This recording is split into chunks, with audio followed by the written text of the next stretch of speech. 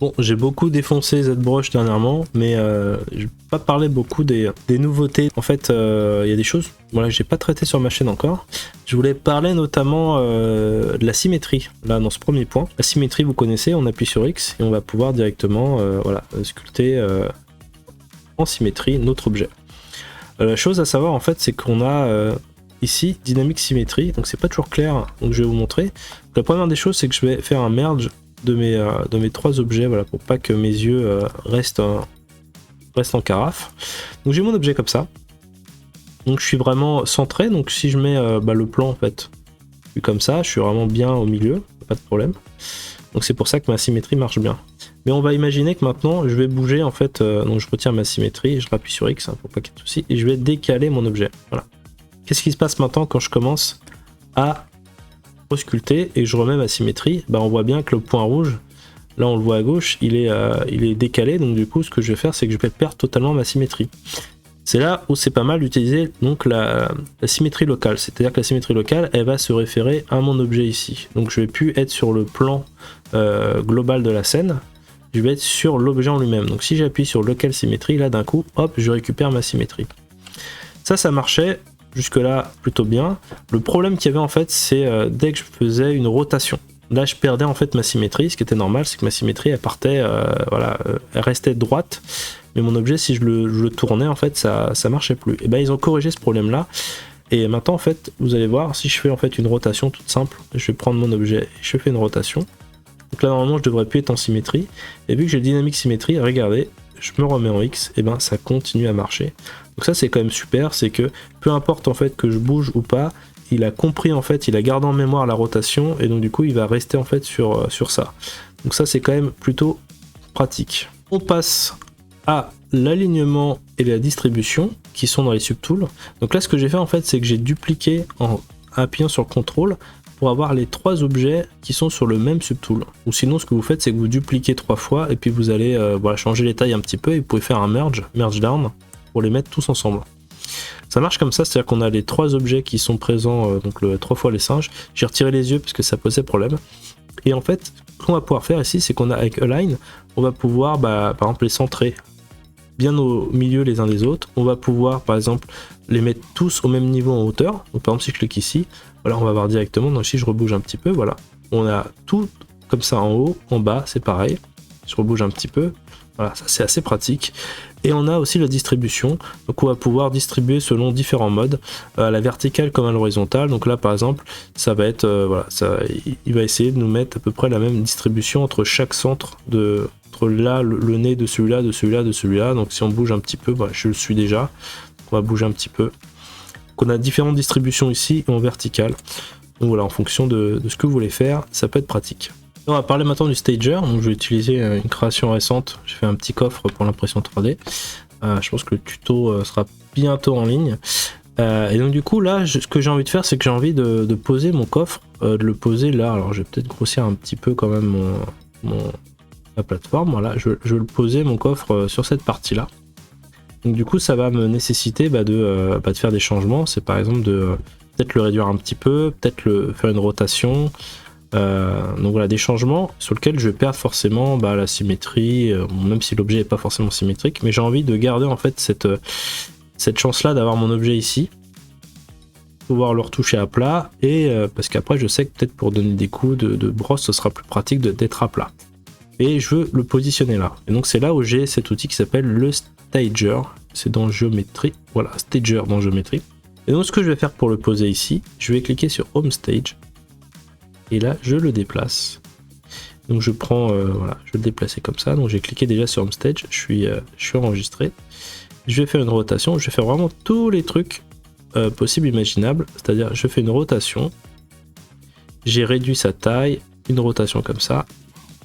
Je vais le poser à plat sur mon objet. Donc je veux en fait pouvoir travailler en sachant qu'il est comme ça, qu'il est ici. Donc là je vais bien le poser. Hop, bon, je me loupe un peu au passage, mais c'est pas grave. Voilà. Là, je me suis compliqué la vie, parce que j'ai un... Voilà, comme ça sera mieux. Voilà, donc il est posé comme ça, mais je veux pouvoir le travailler à plat. Donc ce que je vais faire en fait, c'est que je vais cliquer sur Target Stage. Et là, qu'est-ce qui s'est passé? Donc j'étais sur Home Stage depuis le départ, Et là j'ai Target Stage qui est activé, et en fait maintenant j'ai ce bouton là Switch Stage. Et qu'est-ce qui se passe? En fait si je clique ici, je reviens en fait sur où il était à la base. Donc je vais pouvoir faire des modifications, et je vais pouvoir à tout moment switcher entre les deux. Donc par exemple là, pour montrer que ça marche vraiment bien, je vais prendre la langue et je vais vraiment l'étirer énormément. Voilà, je vais faire ça, je vais vraiment la casser ma langue. Je vais faire quelque chose de comme ça. Et là, si je refais Switch Stage, et il m'a tout pris, c'est-à-dire qu'il a bien mis en fait à la bonne taille. Donc tout a été enregistré et tout est replacé. Et donc ça me permet par exemple de pouvoir me dire, ah bah là, c'est pas top. Je vais refaire un switch et je vais pouvoir baisser un peu la langue ici pour que ça épouse un peu la forme de mon objet. Donc je refais ça, ou alors je peux très bien le faire directement ici aussi. Je peux le poser comme ça. Pour me dire, voilà, je veux vraiment que la langue elle pose bien comme ça, elle épouse les contours. Si je refais switch, il n'y a pas de souci, il m'a bien repris les éléments. Donc je trouve que c'est vraiment ça un outil qui est intéressant. Il y a des petites options en plus. Donc en tout cas, à retester dans d'autres circonstances. Je sais pas, par exemple, faites un bouclier, vous voulez le poser sur votre personnage, vous voulez l'avoir bien à plat, bien en symétrie pour pouvoir l'ajuster, tout ça. Voilà, ça peut être vraiment intéressant cette option. On va voir maintenant les masques. Il y a une option qui est intéressante qui est sortie. Donc pour rappel, contrôle, faire un masque. J'en montre très rapidement ici, on peut inverser ou on clique comme ça, contrôle dans le fond. On peut effacer, on peut faire pas mal de choses, on peut flouter. On peut agrandir le masque, donc ça floute aussi un petit peu légèrement. Si vous voulez pas que ça floute trop, vous avez aussi le boost mask, donc qui va un petit peu agrandir la zone. Vous avez pas mal de petites options. Et vous avez ça qui est un peu nouveau, Mask Region.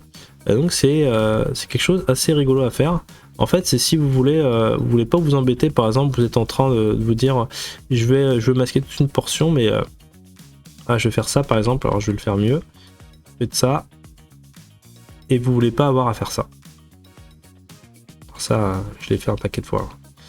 Faire ça, voilà, on reprend bien. Ah zut, est-ce que c'est bien tout remis? Je repasse bien, voilà, bon. Alors, du coup, il y a d'autres solutions, on peut passer par le masque lasso. Et c'est pénible le masque lasso parce que ça fait toujours l'autre côté. Voilà, ça marche pas toujours, des fois on a juste besoin du masque pen. Donc il y a une solution qu'ils ont faite que je trouve vraiment cool. Par exemple, je fais cette zone là et je fais cette zone là, qu'on va juste entourer les zones qu'on a envie de remplir et on va cliquer dans Mask Region sur Auto Region. Boom. Voilà, c'est fini. Donc là, vraiment, petit gain de rapidité qui est pas mal.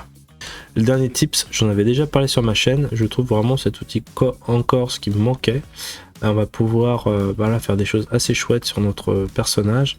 Par exemple sur la langue, là j'ai quand même le seul hic, c'est qu'on a une forme assez proche, mais on va pouvoir faire des micros ajustements assez sympas. On va pouvoir cliquer ici, on va pouvoir bouger directement la langue facilement sans avoir besoin de reprendre la brosse, voilà, dans tous les sens qu'on veut. Voilà, c'est quand même plutôt pas mal. Même on peut aller plus franchement quoi. Après ça peut entraîner le reste. Il faut y aller doucement. Comme ça on peut faire du posing assez simplement à l'étape finale comme ça. On a différentes choses, on a le scaling aussi, on va pouvoir grossir une partie ou pas. Donc voilà, c'est quand même assez sympa. Et là je suis sur une version en fait triangularisée, donc j'ai fait de la décimation parce que c'est une version pour l'impression 3D. Voilà, en tout cas on peut faire pas mal de choses, le twist, voilà, on a de quoi rigoler. Voilà, on peut y aller franco, alors faut y aller doucement. Et voilà, ça peut être vraiment pas mal quoi. En tout cas à tester, je vous conseille. Ça m'a bien aidé des fois à y aller vraiment tout doucement pour faire des petits ajustements.